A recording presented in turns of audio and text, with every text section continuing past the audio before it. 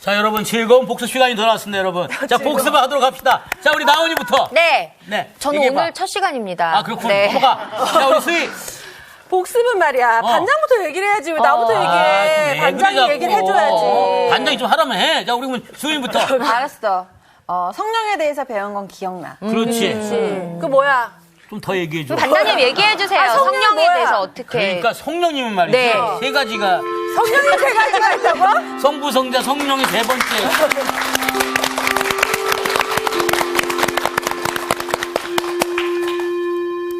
안녕하셨어요. 안녕하세요. 반장이 이상한 얘기예요. 성령이 세 가지 있다고. 아, 이 성부, 성자, 성령을 얘기하는 거 아니야? 네, 자꾸 이상한 거 얘기하면 안 돼요. 네. 반갑습니다. 한 주간 어떻게 지내셨어요? 잘 잘 지냈어요. 지냈습니다.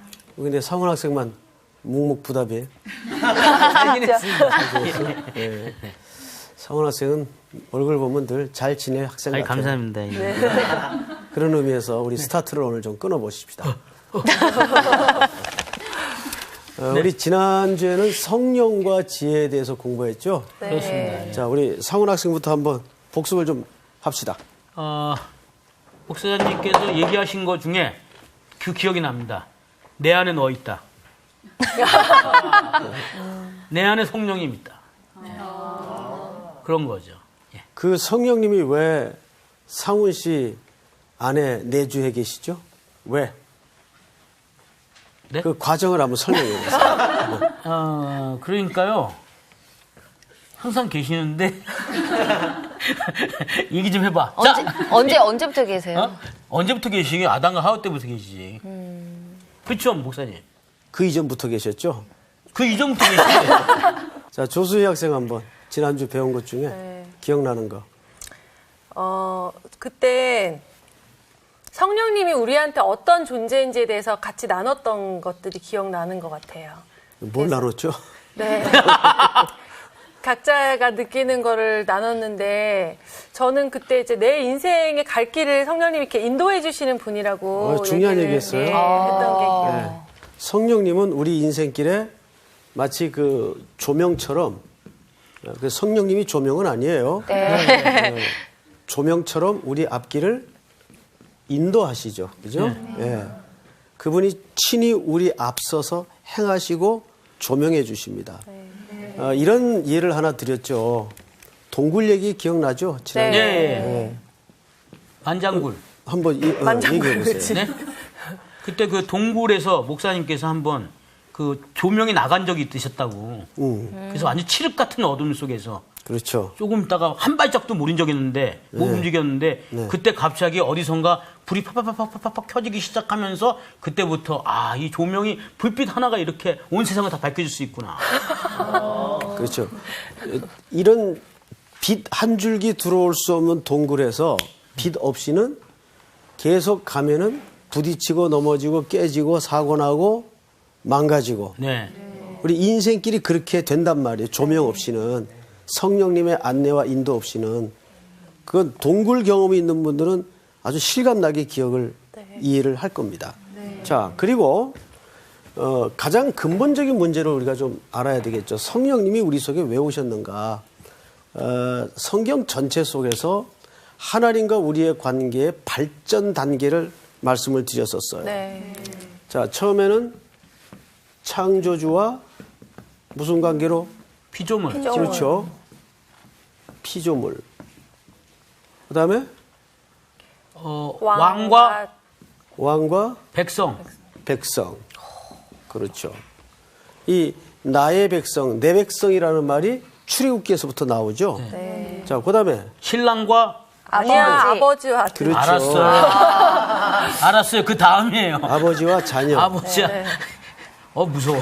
그다음에 또 조금 더 발전을 해서 신랑과 신부. 아니 목자도 있어요. 그렇죠. 목자와 양. 목자와 양으로 묘사하죠.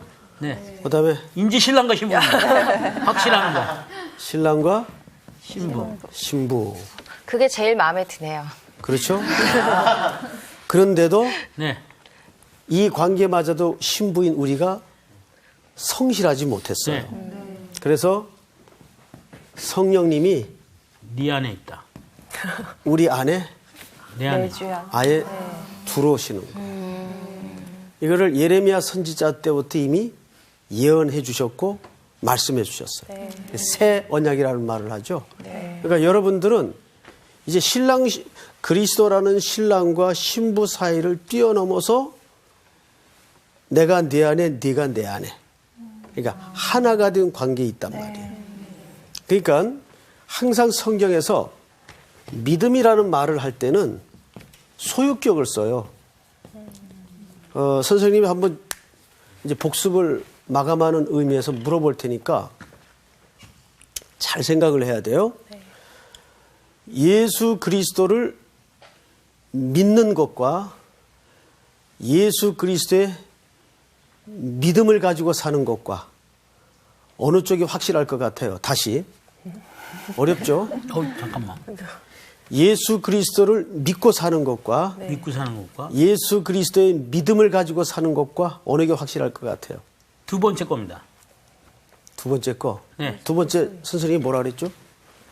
믿음을 가지고 사는 믿음을 거. 가지고 사는 거. 그렇죠. 네. 자, 이제 이 두 개의 질문은 비슷한 것 같은데 굉장한 차이가 있어요. 예수 그리스도의 믿음을 가지고 사는 것과 이게 1번이에요. 1번. 네. 두 번째는 예수 그리스도를 믿는 것. 믿는 것과 어느 게 더 확실할 것 같으냐면 1번이죠. 예. 왜 1번일까요? 소유. 이것은 아직도 예수 그리스도를 믿는다는 것 자체가 예수 그리스도가 상대예요. 상대 개념이 있죠? 네. 예. 내가 그분을 믿는 거예요. 이거는 아직까지 내 믿음이 필요해. 예? 내가 믿을 수도 있고 또 안 믿을 수 있는 그런 그리스도께서 나에게 상대 개념이에요. 그런데 위에 그리스도의 믿음을 가지고 사는 것은 그리스도가 내 안에 어떻게 돼 있다는 얘기입니까? 박혀 있다는 거. 내주해 계신다는 얘기죠. 그 얘기를 갈라디아서 2장 20절에서 정확하게 뭐라고 얘기했는가를 우리 한번 복습을 끝내면서 확인하고 이제 오늘 공부로 들어가겠어요. 다 찾으세요. 갈라디아서 2장 20절. 20절 보시면 내가 그리스도와 함께 십자가에 못 박혔나니 그런즉 이제는 내가 사는 것이 아니요 내 안에 있는 누구께서 사시는 것이라. 그리스도께서 내 안에 사시는 그리스도께서 사시는 것이라. 이제 내가 육체 가운데 사는 것은 나를 사랑하사 나를 위하여 자기 자신을 버리신 하나님의 아들을 믿는 믿음이 아니고, 원문에는 뭐라고 정확히 되어 있는가 하면 하나님의 아들의 믿음 안에서 사는 것이라 이렇게 되어 있어요. 그러니까 우리가 신앙에 아직 2단계에 머물러 있는 사람이 있어요. 2단계.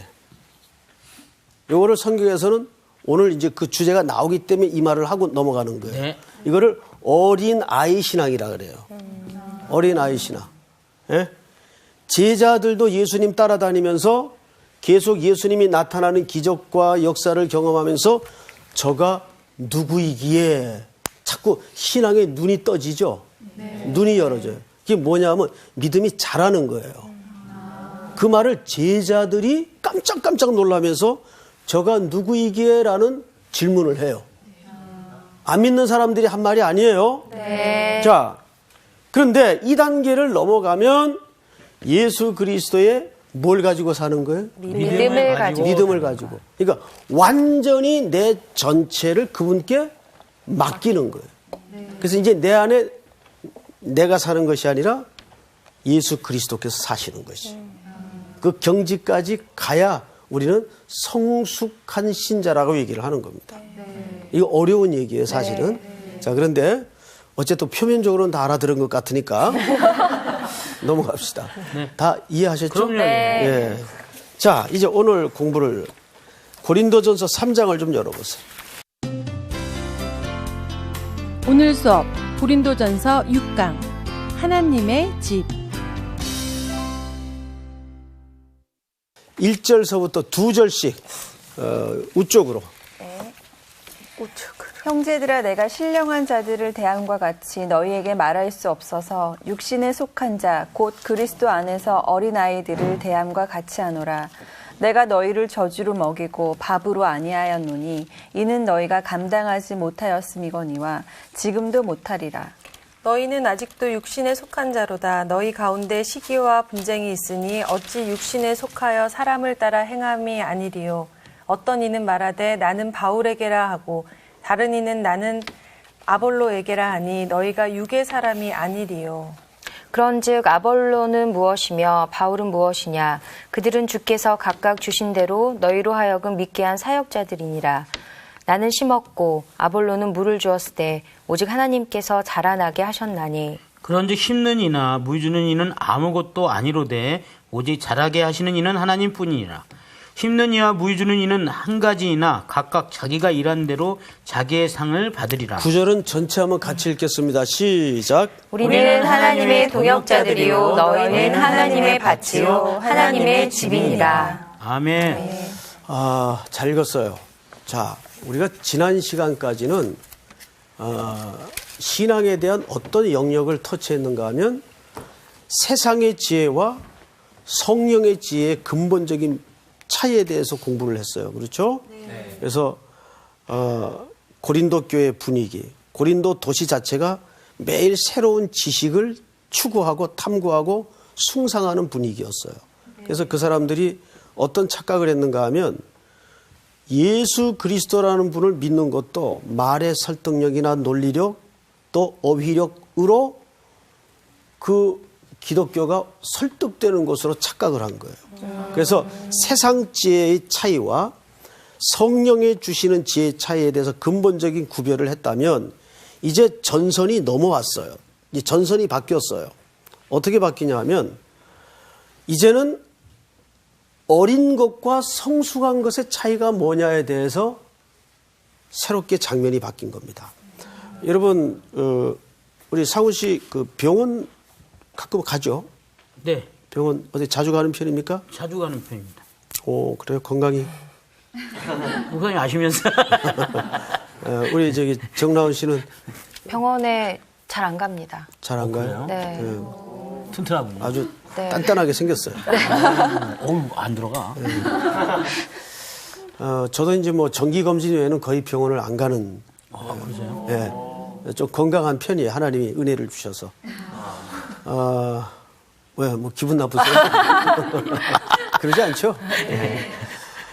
근데 병원에 가면 근본적으로 두 가지 중요한 관점이 있죠. 첫째, 거기 이제 제일 먼저 의사들을 만나죠? 네. 의사 선생님들을 만나면 의사로서 제일 중요한 게 뭘까요? 환자를 환자의 잘 병을 진단하는 거. 잘 판단. 네, 진단하는 거야. 너무 뻔한 질문인데, 뭐 복잡하게 생각해요. 의사가 제일 중요한 게 진단을 잘해야죠. 그렇죠. 그 얘기를 저는. 그 다음에 두 번째로 중요한 게 뭘까요? 치료하는. 거기에 맞는 적절한 처방을 약을 줘야 처방이죠. 진단과 처방이에요. 그래서 우리가 이제 교회 공동체를 봐도 이 두 가지 영역이 굉장히 필요합니다. 진단을 잘못하면 뭐가 잘못되죠? 처방이 잘못되죠. 이제 의료사고 많이 나죠. 네. 외국 같은 데서는 어떤 일이 심지어 있었는가 하면 다리 절단을 다른 자리를 잘라버렸어요. 어떡해. 뭐 쉽게 얘기하면 오른쪽을 잘라야 되는데 나와 보니까 다른 쪽 다리가 잘려진 거예요. 대형 사고죠. 네. 이건 접근을 잘못한 거죠. 진단을 잘못한 거죠. 실수라고 보기에는 한 사람의 인생을 완전히 망가뜨린 거죠. 그 젊은이는 어떻게 하면 좋아요? 다시 기계처럼 다른 걸로 갈아 낄 수 있는 문제라면 이야기가 또 다른데 그럴 수가 없는 문제 아니에요. 그래서 진단이 그만큼 중요해요. 사도 바울이 고린도라는 문제덩어리의 교회를 어떻게 정확하게 진단을 했는가를 한번 봐야 돼요. 자, 우선 1절을 보십시다. 1절. 형제들아 내가 신령한 자들을 대함과 같이 너희에게 말할 수 없어서 육신에 속한 자 곧 그리스도 안에서 무엇을 대함과 같이 하노라? 어린아이를 대함과 같이 하노라. 여기 보세요.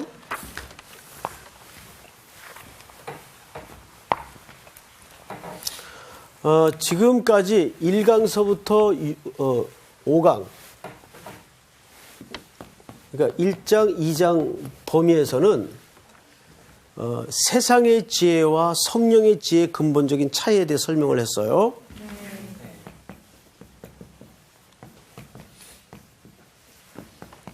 이 차이에 설명을 했다면 이제 오늘부터 시작되는 내용은 이쪽에 넘어온 사람들 가운데, 이쪽에 성령께 붙들려 구속함을 입은 사람들 가운데 아직도 육신에 속한 자,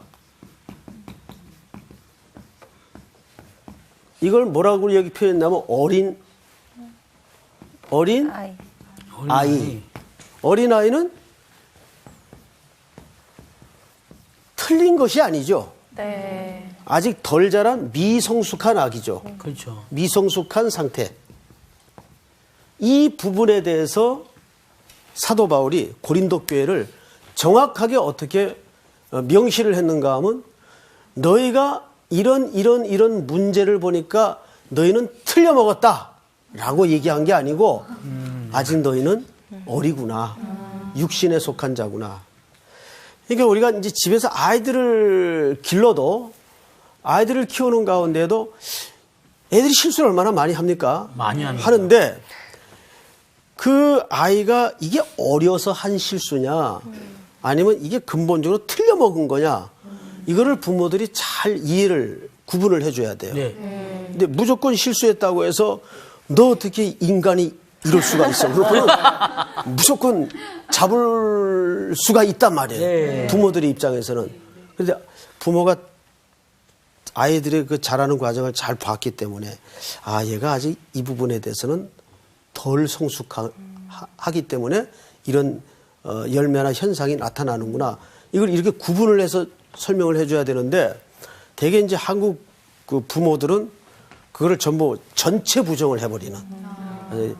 너는 아주 인간이 싹시 글렀어. 그래서 아주 그 말로 그러니까요. 아예 처음부터 밟아버리는. 그 애들이 그러면 그게 이제 내적인 스트레스가 쌓여가지고 성격이 변하죠. 그래서 애들이 굉장히 이상해져요. 그런 애들이 주로 이제 악플들 달고 실제 그렇게 합니다. 예. 그러니까 애들이 그 자라는 과정에서도 너무 규범과 규칙에 애들 쫓아다니면서 치우고 닦고 이렇게 키우면 애들이 그렇게 됩니다.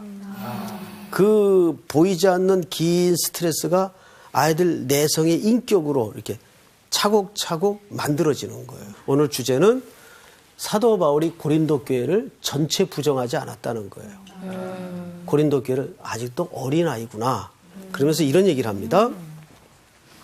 자, 2절을 보세요. 네. 내가 너희를 저주로 먹이고 밥으로 아니하였노니 이는 너희가 감당하지 못하였음이거니와 지금도 못하리라.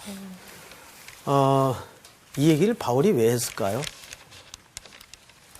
고린도 교회 분위기 때문에 그랬습니다. 이 얘기를 한 데에는 이런 이유가 있어요.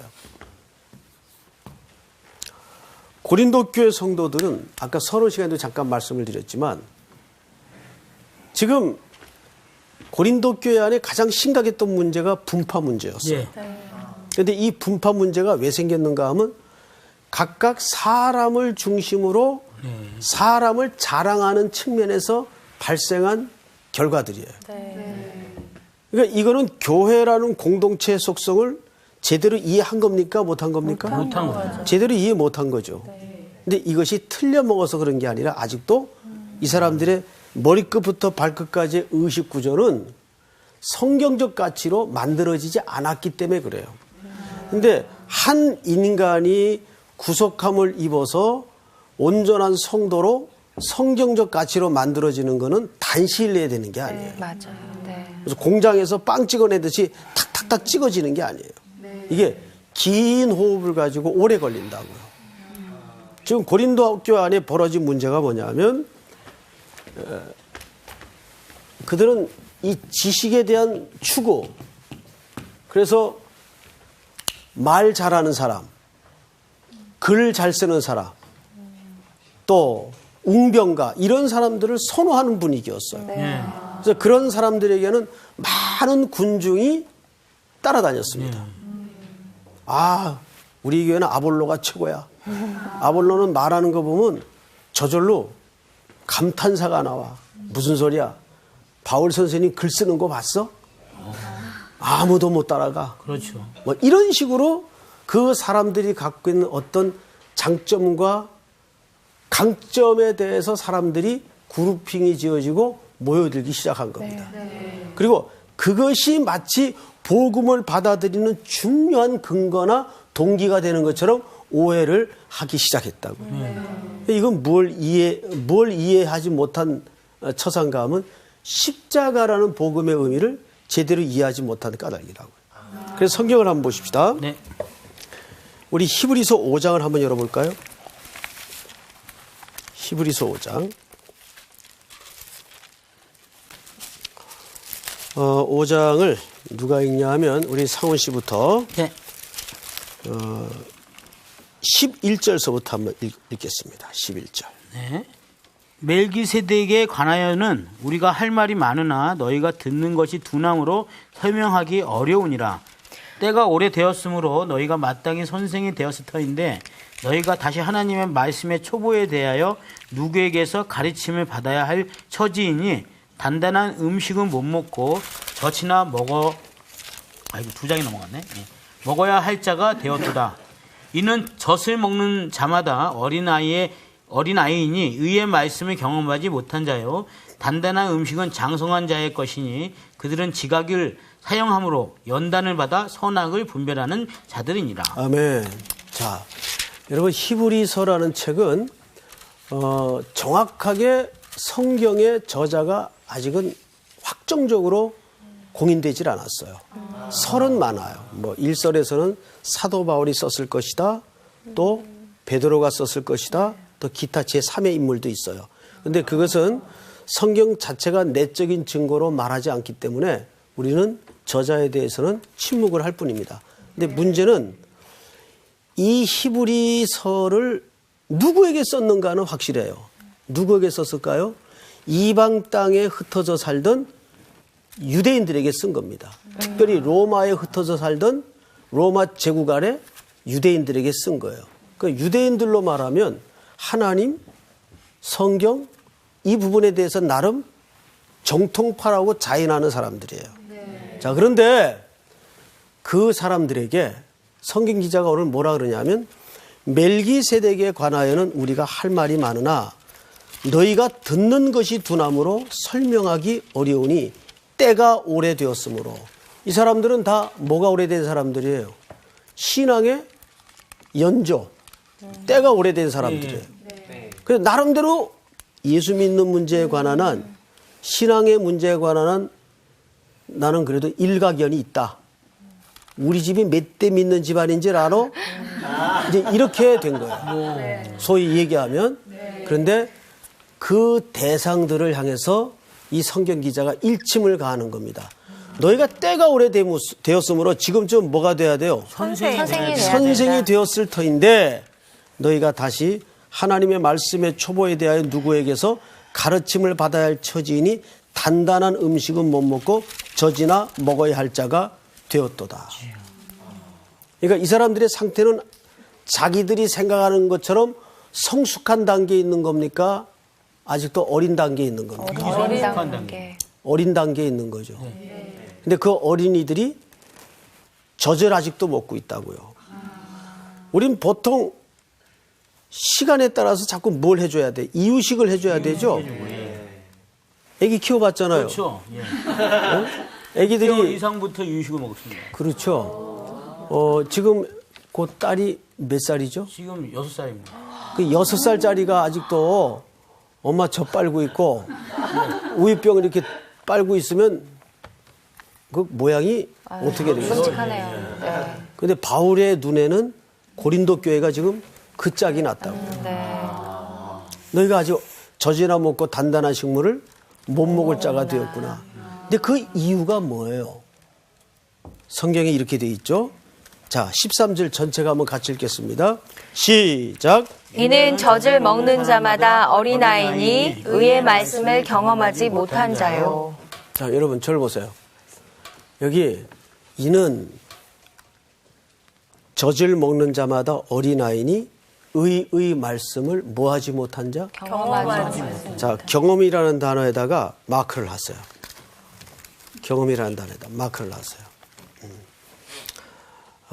여러분 경험이 뭡니까? 익스피리언스라고 뒤에서. 연륜이죠, 이제. 연륜, 연륜? 익스피리언스. 자, 다 좋습니다. 예증을 하나 드릴게요. 처녀 마리아에게 천사가 임신을 수태를 고지해요. 네. 네. 내가 이맘때, 내년 이맘때 사내 아이를 낳으리니 그 이름을 임마누엘이라 하라. 예? 자, 그때 마리아가 이런 대답을 하죠. 내가 사내를 알지 못하니. 알지 못한다는 얘기를 해요. 그러면 남자 꼬라지를 한 번도 본 적이 없다는 얘기입니까? 아니요.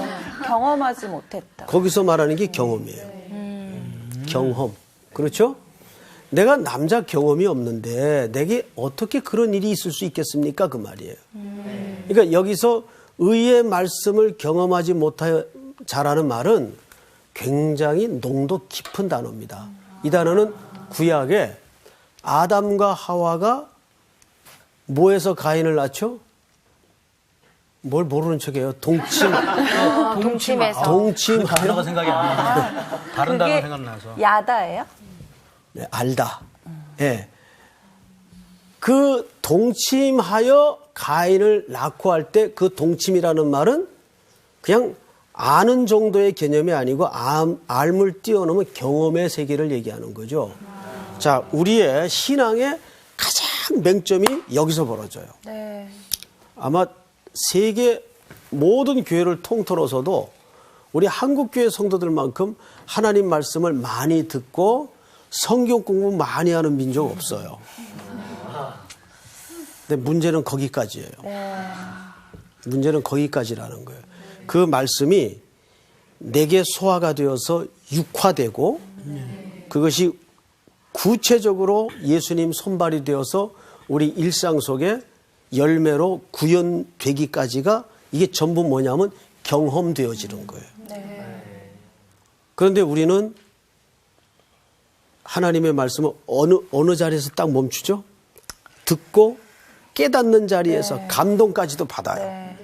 근데 그거는 실력이 아니에요. 네. 신앙 실력이라는 것은 몸으로 나타나야 돼요.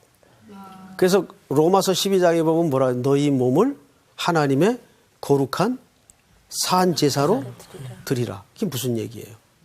우리 몸이 하나님의 말씀으로 육화되어서 현실적인 삶 속에 어떻게 구체화되고 나타나는가의 싸움이 경험하는 삶이에요.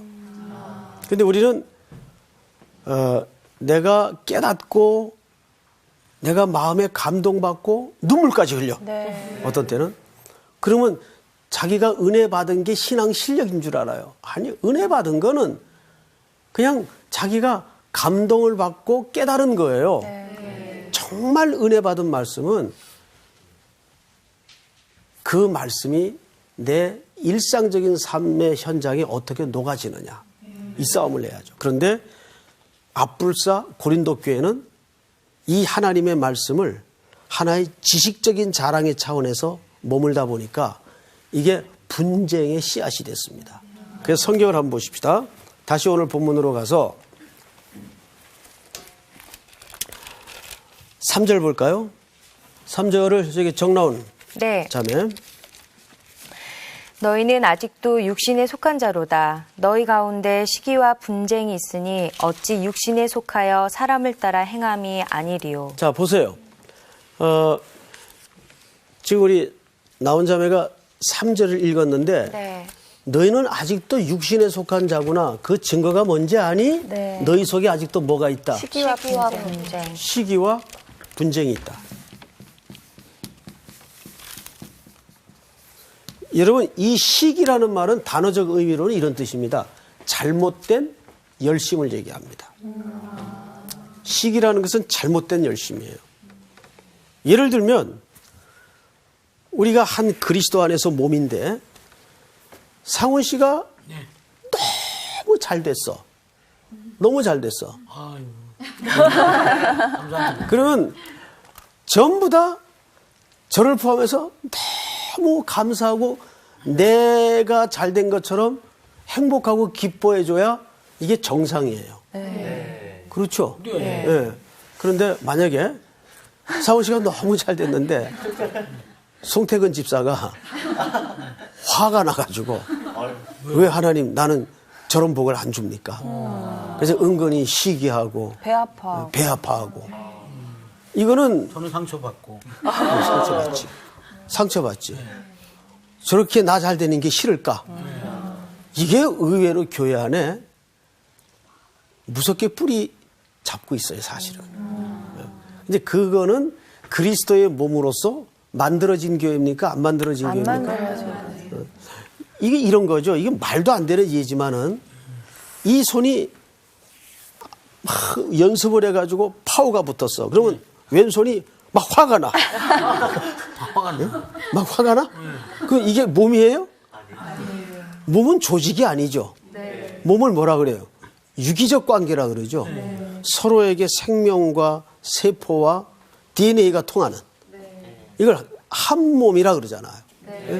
그런데 한국 교회가 그런 공동체의 아픔과 관계와 그런 감각이 많이 약하단 말이에요. 너무 개교주의로 돌아가다 보니까 원래 교회는 몇 개예요? 원래 하나죠. 그래서 공회라 그러죠, 그거를. 그러니까 아프리카에 있는 교회의 슬픔도 그리스도의 몸으로서 내 아픔으로 와야 돼요. 그게 정상적인 교회론을 가진 사람으로서의 이해 세계여야 됩니다. 근데 세상에 고린도 교회 안에 시기와 분쟁이 있단 말이에요. 네? 그것도 사람의 능력을 따라 사람을 중심으로 그런 일이 벌어지고 있는 거예요. 그러니까 사도 바울이 그 소식을 듣고 그 상황을 진단할 때는 아하, 이 사람들이 아직 어리구나. 아직 복음의 기초가 약하구나. 이 지적을 지금 하고 있는 거예요. 자, 성경을 또 보실까요? 네. 4절을 우리 조수 약사 한번 읽어보세요. 어떤 이는 말하되 나는 바울에게라 하고 다른 이는 나는 아볼로에게라 하니 너희가 육의 사람이 아니리요. 계속해서 그런즉 아볼로는 무엇이며 바울은 무엇이냐? 그들은 주께서 각각 주신 대로 너희로 하여금 믿게 한 사역자들이니라. 네. 그리고 사도 바울이 아주 참 그 조크를 담은 유머를 하나 하죠. 자, 몇 절을 보시냐면 나는 심었고 6절 아볼로는 물을 주었으되 오직 자라게 하나님께서 자라나게 하셨나니 7절을 우리 정주은 학생 한번 읽어보세요. 그런즉 심는 이나 물 주는 이는 아무것도 아니로되 오직 자라게 하시는 이는 하나님뿐이니라. 네. 자, 이제 여기서 우리가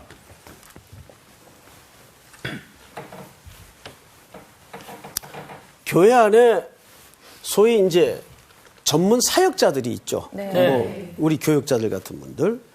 근데 이제 한국 교회는 이 교역자, 뭐 대표적인 예로 담임 목사님이라 그럽시다.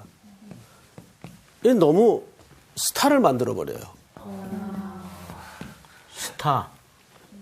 그리고 한국 교회 담임 목사의 역할은 거의 만능이어야 돼요. 멀티. 네. 네. 차양도 잘하고 행정도 잘하고 신방도 잘하고 설교도 잘하고 모든 게 만능이어야 돼요. 그러면 담임 목사만 있는 건 아니죠. 밑에 또 누가 계세요? 부목사님. 근데 한국교회는 그 부목사를 이 부자를 써요. 아니 불자. 응? 목사가 아닌. 실제 이렇게 쓴다는 말이 아니고 깜짝이야.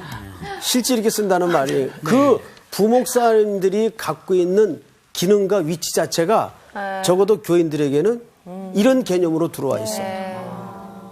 이거는 담임 목사와 부교육자의 관계 속에도 이런 개념이 있단 말이에요. 여기에는 잘못된 교회론적인 질서 때문에 그렇습니다. 자, 우선 두 가지만 좀 생각을 해보십시다. 여러분, 교회 사역자는 하나님이 여러분들을 먹이고 기르고 훈련시키고 키우기 위해서 하나님께로부터 부름받은 하나님의 종이에요. 네. 여기 사도 바울이 뭐라 그랬냐면 아무것도 아니로되 7절 보세요. 네. 그런즉 심는 이나 물 주는 이는 아무것도 아니로되. 자, 그러니까 이따 수업 끝나고 나가실 때 저 송목사 아무것도 아니야. 그러면 안 돼요. 여기서 말하는 아무것도 아니라는 말은 하나의 반어법이죠. 교역자가 교회에 귀중한 하나님의 일꾼으로서 소중하지만 그 사람들이 생명을 직접 자라게 하는 사람들은 아니다. 그 사람들은 생명을 자라는데 하나님이 요소요소에 기능적으로 불러서 쓰는 사람에 불과하다 그 말이에요. 그런데 교회에서 너무 그런 리더십이라는 이름으로 사람의 위치가 높아져 버려요. 지금 고린도 교회가 그 짝이 난 거예요. 그리고 하나님의 전적인 은혜와 하나님의 능력은 전혀 나타나질 않아요. 이게 소위 신앙의 어리석음을 얘기하는 겁니다. 네? 우리 교회에서도 그런 예가 있죠. 뭐 담임 목사님 안 계시면 교회가 막 당장 무너질 것 같고 그런 생각들을 할 때가 있어요. 정말 그럴까요? 아니요. 절대 그렇지 않습니다. 여러분, 교회의 주인은 하나님이세요. 하나님이 주인이세요. 주인이 아들과 딸들을 잘 양육하기 위해서 일꾼들을 부른 거예요. 이 일꾼들이 누구냐면 저희들이에요. 그런데 이 아들과 딸들이 바보들처럼 우리 집 일꾼은 근육이 있다만 해. 좋다. 우리 집 일꾼은 머리가 있다만 해. 머리가 이런 식으로 엉뚱한 자랑을 하고 있는 꼴과 같다 그 말이에요. 자, 여러분, 적어도 좋은 일꾼을 하나님이 불러 쓰실수록 누가 더 귀하다는 얘기입니까? 자녀들이요. 그렇지. 자녀들이 귀하다는 얘기죠. 예를 들면 이게 좀 뭐 이렇게 합당한 예는 아니지만은 내가 너무 우리 아들이 귀해. 그래서 이번에 좋은 대학을 좀 꼭 입학시키고 싶은데 세계에 어디 정말 쪽집게 과외 선생님이 없을까? 네. 네? 수소문한 끝에 그런 선생님을 발견했어요. 바로 저입니다. 네, 끝까지 들어봐요. 그런데 월 억대 강사비를 줘야 돼. 억대 강사비. 월이요, 월? 월. 월? 그리고 받아보고 싶어. 그리고 이 사람이 집이 멀어서 매일 비행기로 출퇴근을 시켜야 돼. 집을 하나 그래도 채용을 해서 과외 선생님으로 썼어요.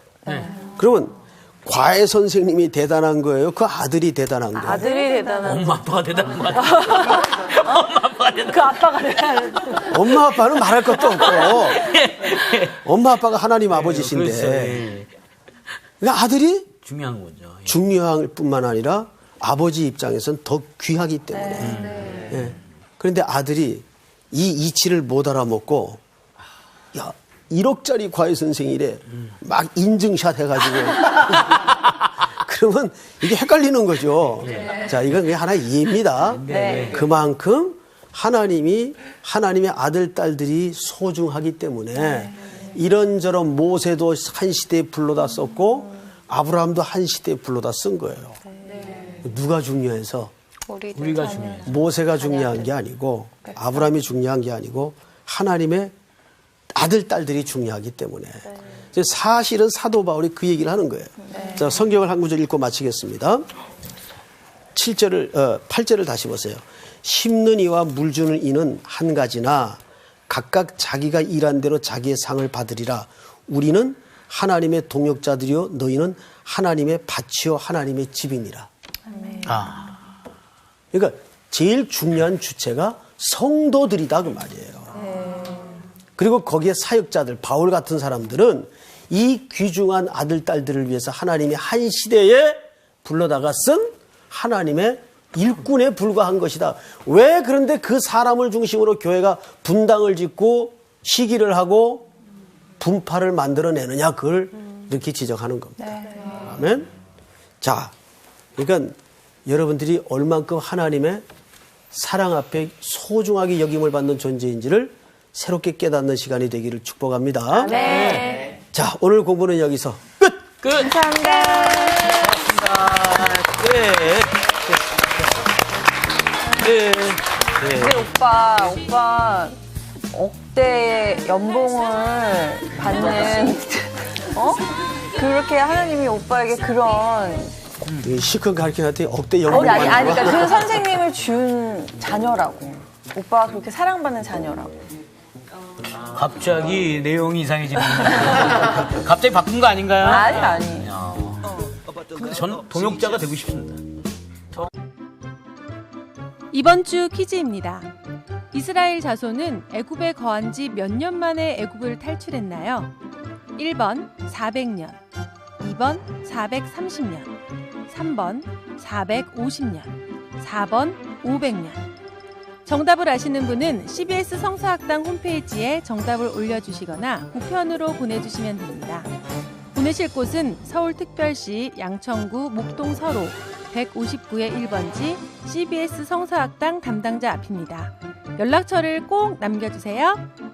선정되신 분들에게는 대한성서공회에서 성경, 송태근 선생님의 쾌도남마 요한계시록, 쾌도남마 사도행전, 김기석 선생님의 시편 설교 모음 행복하십니까? 아니요, 감사합니다.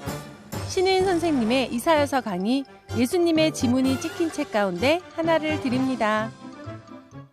성경을 한번 보십시다. 네. 우리 히브리서 5장을 한번 열어볼까요? 히브리서 5장. 5장을 누가 읽냐 하면 우리 상훈 씨부터 네. 11절서부터 한번 읽겠습니다. 11절. 네. 멜기세덱에 관하여는 우리가 할 말이 많으나 너희가 듣는 것이 둔함으로 설명하기 어려우니라. 때가 오래되었으므로 너희가 마땅히 선생이 되었을 터인데 너희가 다시 하나님의 말씀의 초보에 대하여 누구에게서 가르침을 받아야 할 처지이니 단단한 음식은 못 먹고 젖이나 두 장이 넘어갔네. 예. 먹어야 할 자가 되었도다. 이는 젖을 먹는 자마다 어린아이이니 의의 말씀을 경험하지 못한 자요 단단한 음식은 장성한 자의 것이니 그들은 지각을 사용함으로 연단을 받아 선악을 분별하는 자들이니라. 아멘. 자, 여러분 히브리서라는 책은 정확하게 성경의 저자가 아직은 확정적으로 공인되질 않았어요. 설은 많아요. 뭐 1설에서는 사도 바울이 썼을 것이다. 또 베드로가 썼을 것이다. 또 기타 제3의 인물도 있어요. 그런데 그것은 성경 자체가 내적인 증거로 말하지 않기 때문에 우리는 저자에 대해서는 침묵을 할 뿐입니다. 근데 문제는 이 히브리서를 누구에게 썼는가는 확실해요. 누구에게 썼을까요? 이방 땅에 흩어져 살던 유대인들에게 쓴 겁니다. 특별히 로마에 흩어져 살던 로마 제국 아래 유대인들에게 쓴 거예요. 그 유대인들로 말하면 하나님, 성경 이 부분에 대해서 나름 정통파라고 자인하는 사람들이에요. 자, 그런데 그 사람들에게 성경 기자가 오늘 뭐라 그러냐면 멜기세덱에 관하여는 우리가 할 말이 많으나 너희가 듣는 것이 둔함으로 설명하기 어려우니 때가 오래되었으므로. 이 사람들은 다 뭐가 오래된 사람들이에요? 신앙의 연조, 때가 오래된 사람들이에요. 그래서 나름대로 예수 믿는 문제에 관한 한 신앙의 문제에 관한 한 나는 그래도 일가견이 있다. 우리 집이 몇 대 믿는 집안인지 알아? 이제 이렇게 된 거예요. 소위 얘기하면. 그런데 그 대상들을 향해서 이 성경 기자가 일침을 가하는 겁니다. 너희가 때가 오래되었으므로 지금쯤 뭐가 돼야 돼요? 선생이 선생이 되었을 터인데 너희가 다시 하나님의 말씀의 초보에 대하여 누구에게서 가르침을 받아야 할 처지이니 단단한 음식은 못 먹고 젖이나 먹어야 할 자가 되었도다. 그러니까 이 사람들의 상태는 자기들이 생각하는 것처럼 성숙한 단계에 있는 겁니까? 아직도 어린 단계에 있는 겁니까? 어린 단계. 어린 단계에 있는 거죠. 근데 그 어린이들이 젖을 아직도 먹고 있다고요. 우린 보통 시간에 따라서 자꾸 뭘 해줘야 돼? 이유식을 해줘야 되죠? 애기 키워봤잖아요. 그렇죠. 예. 애기들이 6개월 이상부터 유식을 먹습니다. 그렇죠. 지금 그 딸이 몇 살이죠? 지금 6살입니다. 그 6살짜리가 아직도 엄마 젖 빨고 있고 우유병을 이렇게 빨고 있으면 그 모양이 어떻게 되겠어요? 끔찍하네요. 네. 근데 바울의 눈에는 고린도 교회가 지금 그 짝이 났다고. 네. 너희가 아주 젖이나 먹고 단단한 식물을 못 먹을 자가 되었구나. 근데 그 이유가 뭐예요? 성경에 이렇게 돼 있죠. 자, 13절 전체가 한번 같이 읽겠습니다. 시작. 이는 젖을 먹는 자마다 어린아이니 의의 말씀을 경험하지 못한 자요. 자, 여러분 저를 보세요. 여기 이는 젖을 먹는 자마다 어린아이니 의의 말씀을 뭐하지 못한 자? 경험하지 못한 자. 자, 경험이라는 단어에다가 마크를 하세요. 경험이라는 단어에다 마크를 하세요. 여러분, 경험이 뭡니까? 익스피리언스라고 뒤에서. 연륜이죠, 이제. 연륜, 연륜? 익스피리언스. 자, 다 좋습니다. 예증을 하나 드릴게요. 처녀 마리아에게 천사가 임신을 수태를 고지해요. 네. 네. 내가 이맘때, 내년 이맘때 사내 아이를 낳으리니 그 이름을 임마누엘이라 하라. 예? 자, 그때 마리아가 이런 대답을 하죠. 내가 사내를 알지 못하니. 알지 못한다는 얘기를 해요. 그러면 남자 꼬라지를 한 번도 본 적이 없다는 얘기입니까? 아니, 경험하지 못했다. 거기서 말하는 게 경험이에요. 경험. 그렇죠? 내가 남자 경험이 없는데 내게 어떻게 그런 일이 있을 수 있겠습니까? 그 말이에요. 그러니까 여기서 의의 말씀을 경험하지 못하여 자라는 말은 굉장히 농도 깊은 단어입니다. 이 단어는 구약에 아담과 하와가 뭐에서 가인을 낳죠? 뭘 모르는 척해요? 동침에서. 동침하여 단어가 생각이 안 나요. 다른 단어 생각나서. 야다예요? 네, 알다. 예. 그 동침하여 가인을 낳고 할 때 그 동침이라는 말은 그냥 아는 정도의 개념이 아니고 알물 뛰어넘은 경험의 세계를 얘기하는 거죠. 자, 우리의 신앙의 가장 맹점이 여기서 벌어져요. 네.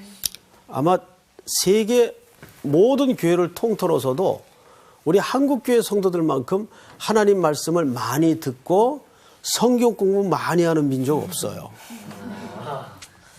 근데 문제는 거기까지예요. 문제는 거기까지라는 거예요. 그 말씀이 내게 소화가 되어서 육화되고 그것이 구체적으로 예수님 손발이 되어서 우리 일상 속에 열매로 구현되기까지가 이게 전부 뭐냐면 경험되어지는 거예요. 그런데 우리는 하나님의 말씀을 어느 자리에서 딱 멈추죠? 자, 여러분 즐거운 복습 시간이 돌아왔습니다, 여러분. 자, 복습을 하도록 합시다. 자, 우리 나은이부터. 네. 네. 저는 얘기해봐. 오늘 첫 시간입니다. 아, 그렇군. 네. 넘어가. 자, 우리 수희. 복습은 말이야. 반장부터 얘기를 해야지. 왜 나부터 얘기해. 왜 반장이 그래, 얘기를 자꾸. 해줘야지. 반장이 좀 하라면 해. 자, 우리 그러면 수희부터. 알았어. 성령에 대해서 배운 건 기억나. 그렇지. 그 뭐야? 좀 더 얘기해줘. 반장님 얘기해 주세요. 성령이 성령에 뭐야? 대해서 어떻게. 그러니까 성령님은 말이죠. 네. 세 가지가. 성령이 세 가지가 있다고? 성부, 성자, 성령이 세 번째.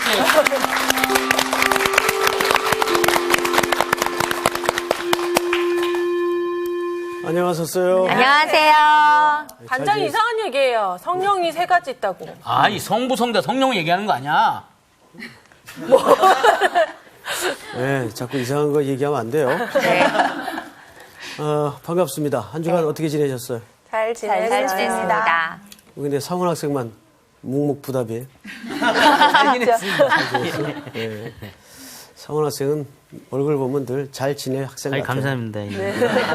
그런 의미에서 우리 스타트를 오늘 좀 끊어보십시다. 우리 지난주에는 성령과 지혜에 대해서 공부했죠? 그렇습니다. 자, 우리 상훈 학생부터 한번 복습을 좀 합시다.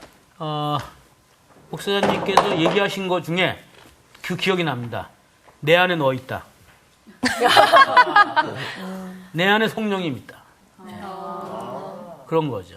예. 그 성령님이 왜 상훈 씨 안에 내주해 계시죠? 왜?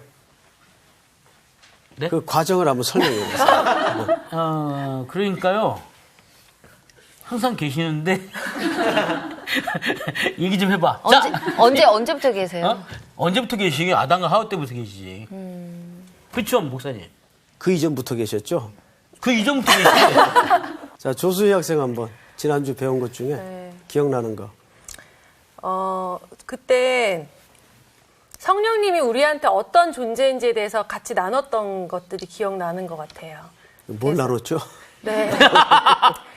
각자가 느끼는 거를 나눴는데 저는 그때 이제 내 인생의 갈 길을 성령님이 이렇게 인도해 주시는 분이라고 중요한 얘기를, 얘기했어요. 네, 했던 게 기억나요. 네. 성령님은 우리 인생길에 마치 그 조명처럼, 그 성령님이 조명은 아니에요. 네, 조명처럼 우리 앞길을 인도하시죠. 그죠? 네. 그분이 친히 우리 앞서서 행하시고 조명해 주십니다. 이런 예를 하나 드렸죠. 동굴 얘기 기억나죠? 지난주에. 예. 만장굴. 한번 얘기해 보세요. 네?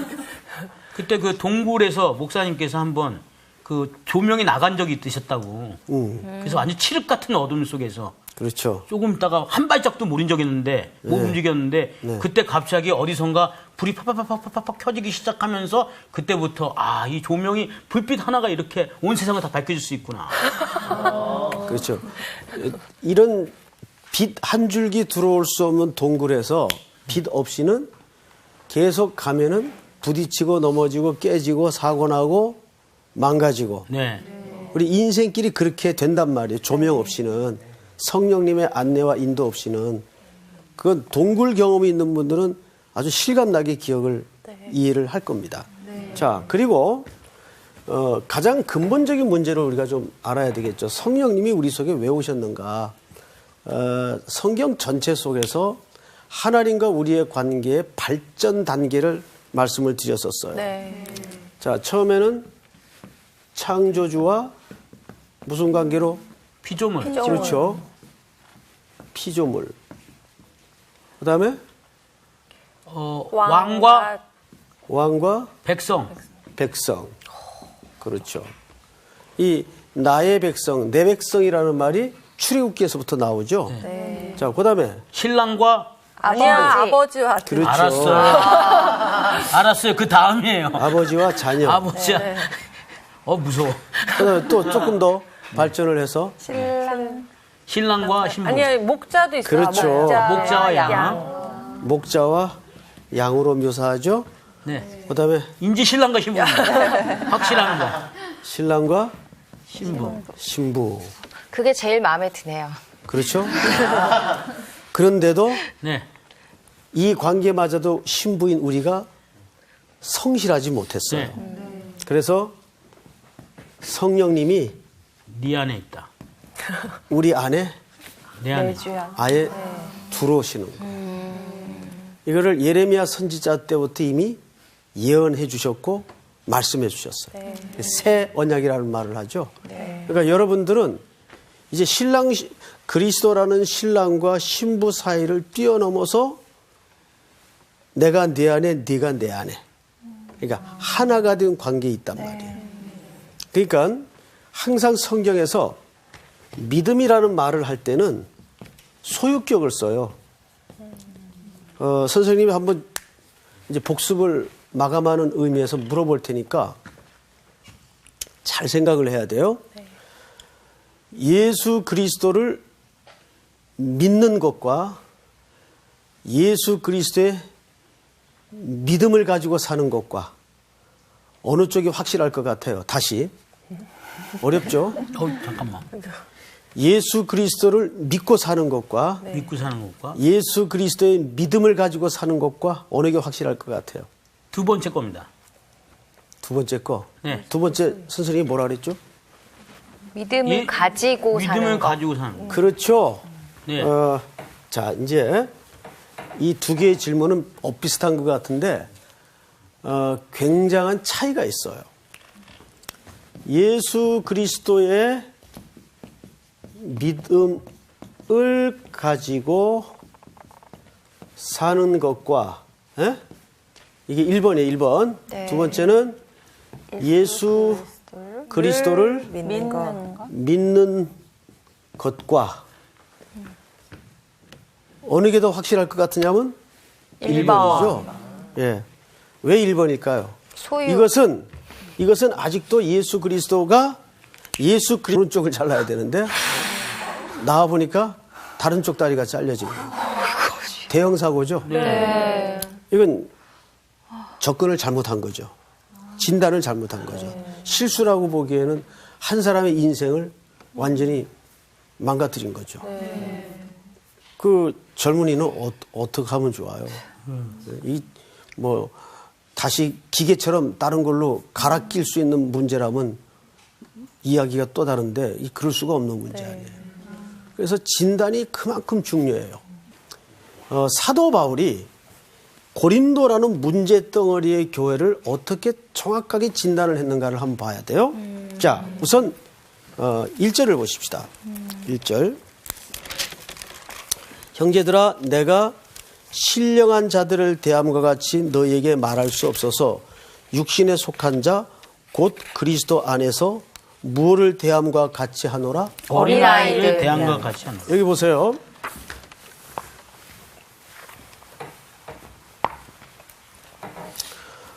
지금까지 1강서부터 5강, 그러니까 1장, 2장 범위에서는 세상의 지혜와 성령의 지혜의 근본적인 차이에 대해 설명을 했어요.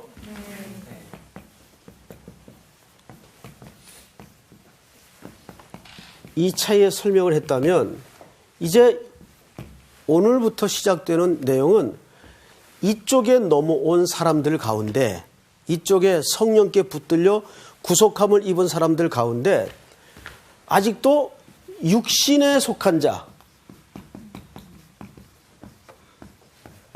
이걸 뭐라고 여기 표현했냐면 어린 아이. 어린 아이는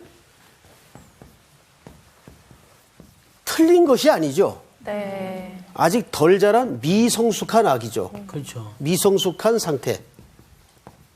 이 부분에 대해서 사도 바울이 고린도 교회를 정확하게 어떻게 명시를 했는가 하면 너희가 이런 문제를 보니까 너희는 틀려먹었다라고 얘기한 게 아니고 아직 너희는 어리구나. 육신에 속한 자구나.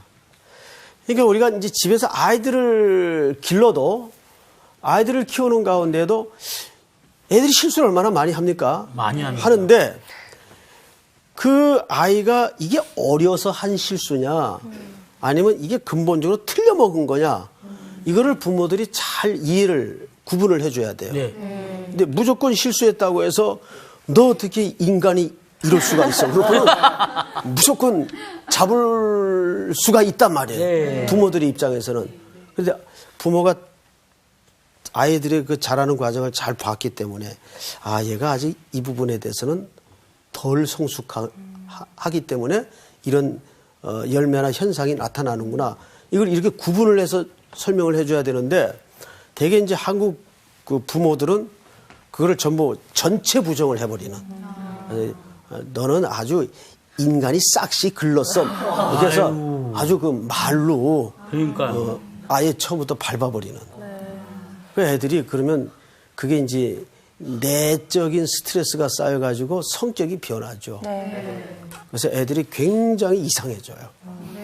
그런 애들이 주로 이제 악플들 달고 실제 그렇게 합니다. 예. 그러니까 애들이 그 자라는 과정에서도 너무 규범과 규칙에 애들 쫓아다니면서 치우고 닦고 이렇게 키우면 애들이 그렇게 됩니다. 그 보이지 않는 긴 스트레스가 아이들 내성의 인격으로 이렇게 차곡차곡 만들어지는 거예요. 오늘 주제는 사도 바울이 고린도 교회를 전체 부정하지 않았다는 거예요. 고린도 교회를 아직도 어린아이구나. 그러면서 이런 얘기를 합니다. 자, 2절을 보세요. 네. 내가 너희를 저주로 먹이고 밥으로 아니하였노니 이는 너희가 감당하지 못하였음이거니와 지금도 못하리라. 이 얘기를 바울이 왜 했을까요? 고린도 교회 분위기 때문에 그랬습니다. 이 얘기를 한 데에는 이런 이유가 있어요. 고린도 교회 성도들은 아까 서론 시간에도 잠깐 말씀을 드렸지만 지금 고린도 교회 안에 가장 심각했던 문제가 분파 문제였어요. 그런데 이 분파 문제가 왜 생겼는가 하면 각각 사람을 중심으로 사람을 자랑하는 측면에서 발생한 결과들이에요. 그러니까 이거는 교회라는 공동체의 속성을 제대로 이해한 겁니까? 못한 겁니까? 못한 거죠. 제대로 이해 못한 거죠. 근데 이것이 틀려 먹어서 그런 게 아니라 아직도 이 사람들의 머리끝부터 발끝까지의 의식 구조는 성경적 가치로 만들어지지 않았기 때문에 그래요.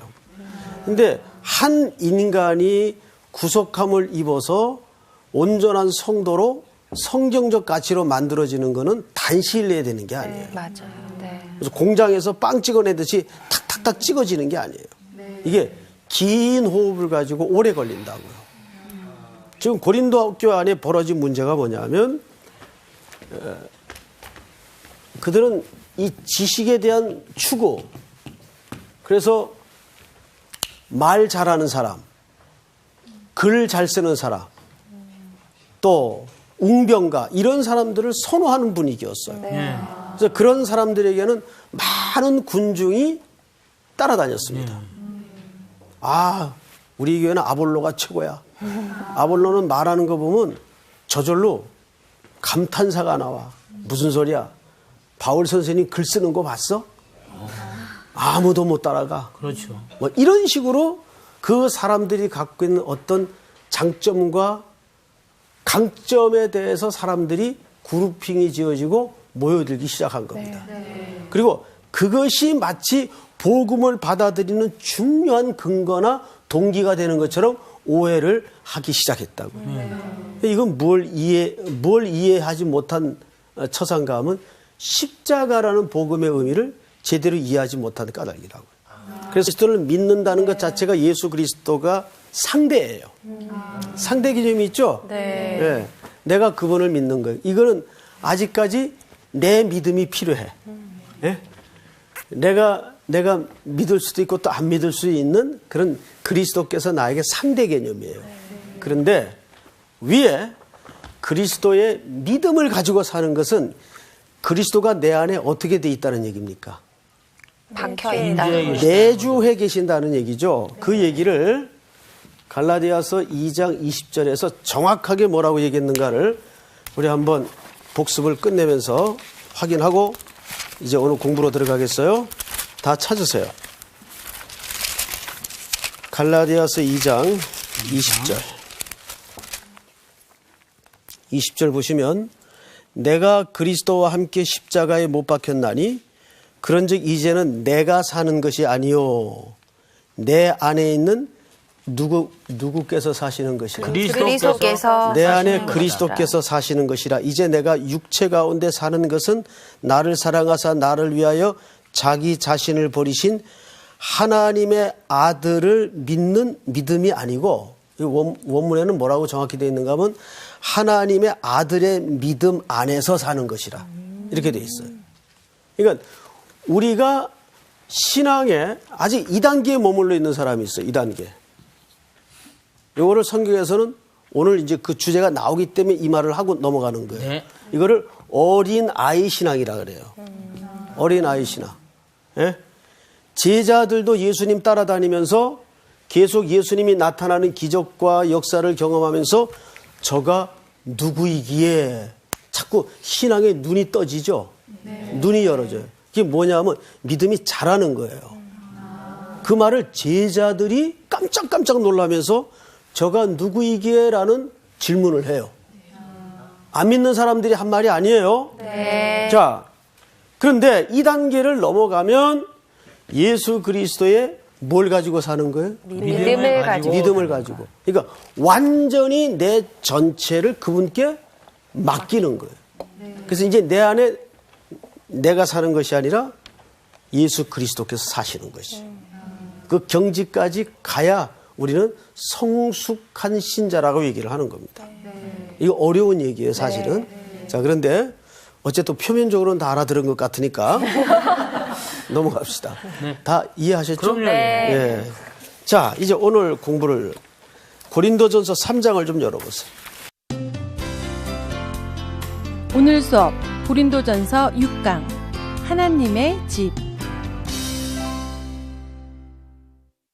1절서부터 2절씩 우쪽으로. 형제들아 내가 신령한 자들을 대함과 같이 너희에게 말할 수 없어서 육신에 속한 자 곧 그리스도 안에서 어린아이들을 대함과 같이 하노라. 내가 너희를 저주로 먹이고 밥으로 아니하였노니 이는 너희가 감당하지 못하였음이거니와 지금도 못하리라.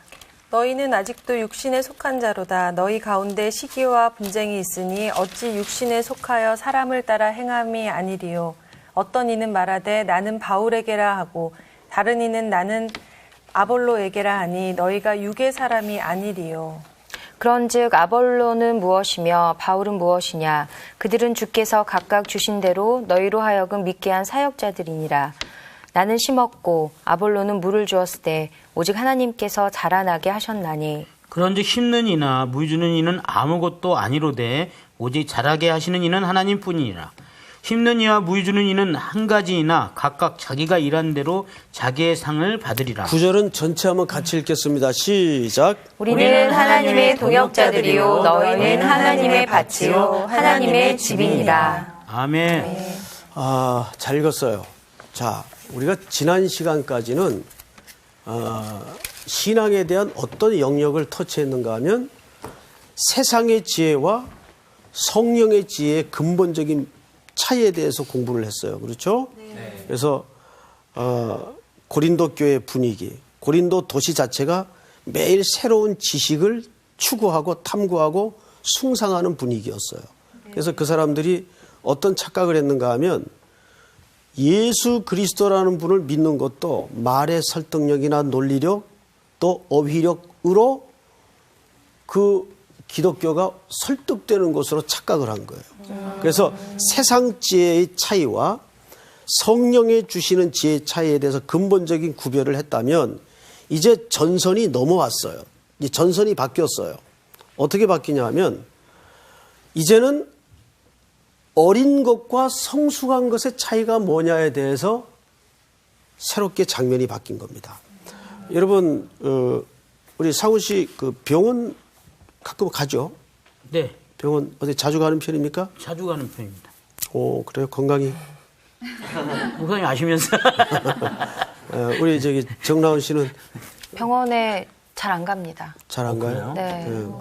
튼튼하군요. 아주 네. 단단하게 생겼어요. 어우, 안 들어가. 저도 이제 뭐 정기 검진 외에는 거의 병원을 안 가는. 그러세요? 예, 좀 건강한 편이에요. 하나님이 은혜를 주셔서. 왜, 뭐 기분 나쁘세요? 그러지 않죠? 근데 병원에 가면 근본적으로 두 가지 중요한 관점이 있죠. 첫째, 거기 이제 제일 먼저 의사들을 만나죠. 네. 의사 선생님들을 만나면 의사로서 제일 중요한 게 뭘까요? 환자를 환자의 잘 병을 진단하는 거. 잘 판단. 네, 진단하는 거. 너무 뻔한 질문인데 뭐 복잡하게 생각해요. 의사가 제일 중요한 게 진단을 잘해야죠. 그렇죠. 그 얘기를 저는. 그다음에 두 번째로 중요한 게 뭘까요? 치료하는. 거기에 맞는 적절한 처방을 약을 줘야 처방이죠. 진단과 처방이에요. 그래서 우리가 이제 교회 공동체를 봐도 이 두 가지 영역이 굉장히 필요합니다. 진단을 잘못하면 뭐가 잘못되죠? 처방이 잘못되죠.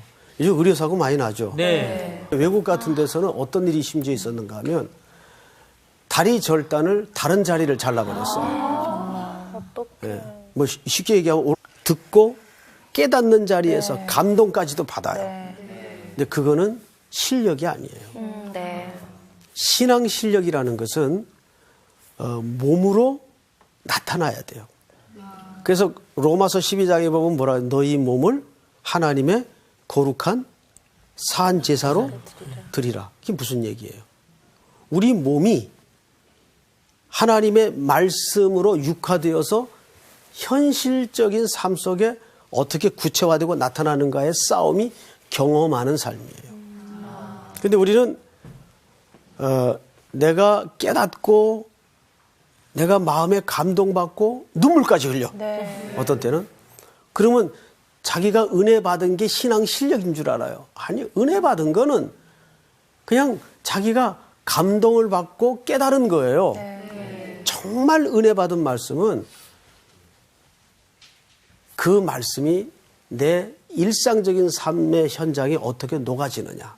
이 싸움을 해야죠. 그런데 앞불사 고린도 교회는 이 하나님의 말씀을 하나의 지식적인 자랑의 차원에서 머물다 보니까 이게 분쟁의 씨앗이 됐습니다. 그래서 성경을 한번 보십시다. 다시 오늘 본문으로 가서 3절 볼까요? 3절을 저기 정나온 네. 자매. 너희는 아직도 육신에 속한 자로다. 너희 가운데 시기와 분쟁이 있으니 어찌 육신에 속하여 사람을 따라 행함이 아니리요. 자, 보세요. 지금 우리 나온 자매가 3절을 읽었는데 네. 너희는 아직도 육신에 속한 자구나. 그 증거가 뭔지 아니? 네. 너희 속에 아직도 뭐가 있다? 시기와 분쟁. 시기와 분쟁이 있다. 여러분, 이 시기라는 말은 단어적 의미로는 이런 뜻입니다. 잘못된 열심을 얘기합니다. 시기라는 것은 잘못된 열심이에요. 예를 들면 우리가 한 그리스도 안에서 몸인데 상훈 씨가 너무 잘 됐어. 너무 잘 됐어.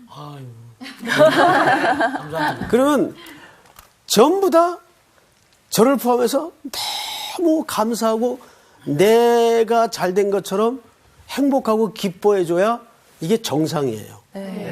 그렇죠? 네.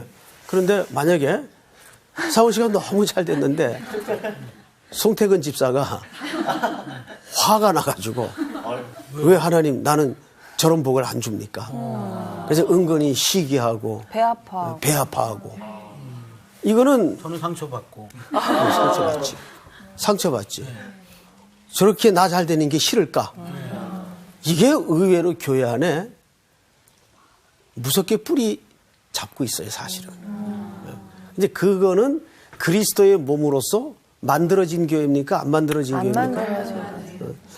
이게 이런 거죠. 이게 말도 안 되는 얘기지만은 이 손이 막 연습을 해가지고 파워가 붙었어. 그러면 왼손이 막 화가 나.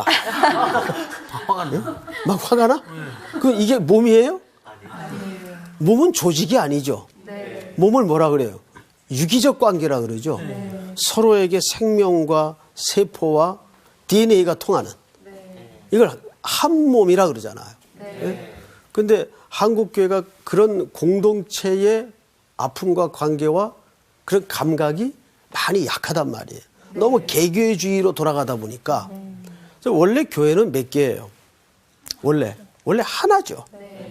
그래서 공회라 그러죠, 그거를. 그러니까 아프리카에 있는 교회의 슬픔도 그리스도의 몸으로서 내 아픔으로 와야 돼요. 그게 정상적인 교회론을 가진 사람으로서의 이해 세계여야 됩니다. 근데 세상에 고린도 교회 안에 시기와 분쟁이 있단 말이에요. 네? 그것도 사람의 능력을 따라 사람을 중심으로 그런 일이 벌어지고 있는 거예요. 그러니까 사도 바울이 그 소식을 듣고 그 상황을 진단할 때는 아하, 이 사람들이 아직 어리구나. 아직 복음의 기초가 약하구나. 이 지적을 지금 하고 있는 거예요. 자, 성경을 또 보실까요? 네. 4절을 우리 조수 학생 한번 읽어보세요. 어떤 이는 말하되 나는 바울에게라 하고 다른 이는 나는 아볼로에게라 하니 너희가 육의 사람이 아니리요. 계속해서. 그런즉 아볼로는 무엇이며 바울은 무엇이냐? 그들은 주께서 각각 주신 대로 너희로 하여금 믿게 한 사역자들이니라. 네. 그리고 사도 바울이 아주 참 조크를 담은 유머를 하나 하죠. 자, 몇 절을 보시냐면 나는 심었고 6절 아볼로는 물을 주었으되 오직 자라게 하나님께서 자라나게 하셨나니 7절을 우리 정주은 학생 한번 읽어보세요. 그런즉 심는 이나 물 주는 이는 아무것도 아니로되 오직 자라게 하시는 이는 하나님뿐이니라. 네. 자, 이제 여기서 우리가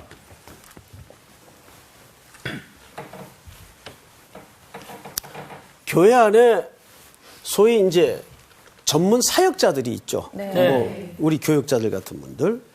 근데 이제 한국 교회는 이 교역자, 뭐 대표적인 예로 담임 목사님이라 그럽시다. 이 너무 스타를 만들어 버려요. 스타. 그리고 한국 교회 담임 목사의 역할은 거의 만능이어야 돼요. 멀티. 네. 네. 차양도 잘하고 행정도 잘하고 신방도 잘하고 설교도 잘하고 모든 게 만능이어야 돼요. 그러면 담임 목사만 있는 건 아니죠. 밑에 또 누가 계세요? 부목사님. 근데 한국교회는 그 부목사를 이 부자를 써요. 아니 불자. 응? 목사가 아닌. 실제 이렇게 쓴다는 말이 아니고 깜짝이야. 실제 이렇게 쓴다는 말이 그 부목사님들이 갖고 있는 기능과 위치 자체가 적어도 교인들에게는 이런 개념으로 들어와 있어요. 이거는 담임 목사와 부교육자의